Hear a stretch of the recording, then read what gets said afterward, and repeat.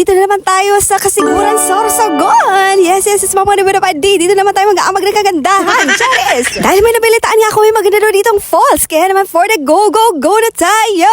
O, di ba yung galing ka pa talagang Albay, dinayo ko pa talaga ang lugar na ito at titingnan ko kung maganda ba siya. O baka naman picture versus reality ito. Kaya naman samahan niyo ako sa panibagong adventure na ito, mga Padi. And by the way, look at that. Isa naman talaga sa pwedeng ipagmayamang ng Sorsogon ay ang kanilang malinis at magandang road. Hindi ka pa stress na nag-road trip ka. Ilang beses na din kasi naman mabalik-balik kami dito sa Sorsogon, kaya naman masasabi ko talagang maganda dito mag-road trip. Yun pang tipong galing ka ng Albay na fresh, makakarating ka ng Sorsogon na fresh pa rin. Hindi yung parang alang na bolinaw na alang. Charis. Ang pupuntahan pala natin ngayon ay ang Nagsipit Falls, na isa rin sa mga dinadayo ng mga turista. And for the go tayo, titingnan talaga natin ito. Ang sarap talaga magmotor kapag ganito kaganda ang paligid. Presong hangin, tahimik na daan at puro nature lang ang makikita mo. Walang bahid ng chismosa. Charis. Pero alam niyo ba kung ano ang nasa isip ko habang nasa biyahe na yan? Sana worth it ang pupuntahan natin. Dahil kapag napagod ka sa biyahe, kailangan talaga ng magandang reward sa dulo. At ayun na nga mga Padi, malapit na tayo at habang papalapit tayo, mas lalo kong nararamdaman ng adventure na talaga ang trip na to. Kaya kung gusto nyo rin pumunta dito, make sure na safe ang driving, naka-helmet at huwag magmamadali.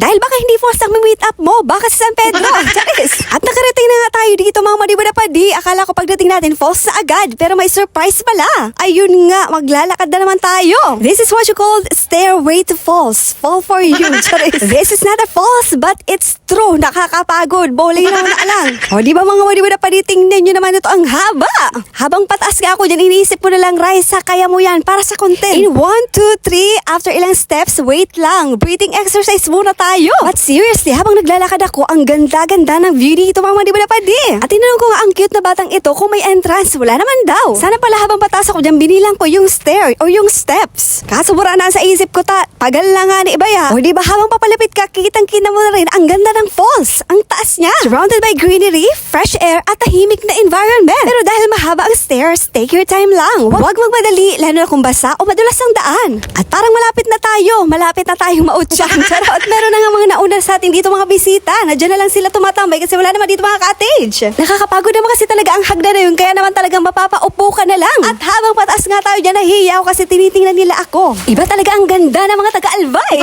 At ito na ba, si Heart Evangelista ng Kubo. Charis! O yan yung mga Padi. Pagkatapos nga ng motor ride at mahabang hagdan, ito na ang reward natin. Ang ganda ng bagsak ng tubig, ang lunti ang paligid at ang peaceful ng atmosphere. Yung tunog ng tubig pa lang, parang nakakawala na ng stress. At dahil nandito na lang din naman ako, talaga naman pipilitin ko pumunta doon mismo sabay bagsak ng falls. Baka lamang umabagsak ka na kita kikayaman ng digdiyo. Alam mo yung feeling na pagod ka na, tapos pagdating mo dito biglang, worth it. Sometimes we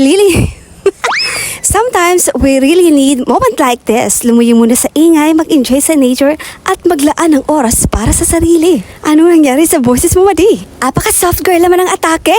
Charis! So yun nga mga Padi, kung mapunta kayo dito sa Kasiguran, Sorsogon at naghahanap kayo ng nature adventure, Nagsipit Falls is definitely a place worth exploring. Perfect na perfect a place ito para sa photoshoot, video shoot. Parang hindi siya worth it sa pagpaligo or mag-swimming ka dyan kasi wala naman at yung parang swimming pool ba? Pero pwede bang kayo magtawag ka dyan mismo sa falls na iyan? Magkarigos ka na, pero waso pagbantawid ako nun, hindi ko paritsure. Ulang-ulang ka na dyan kung makarigos ka. Pero mga Padi, reminder lang, respect nature. Walang iwanan ng basura. Kahit iwanan ka ng jomo, wag lang ang basura. Charis! Ingatan ang paligid at maging maingat sa mga bato at tubig.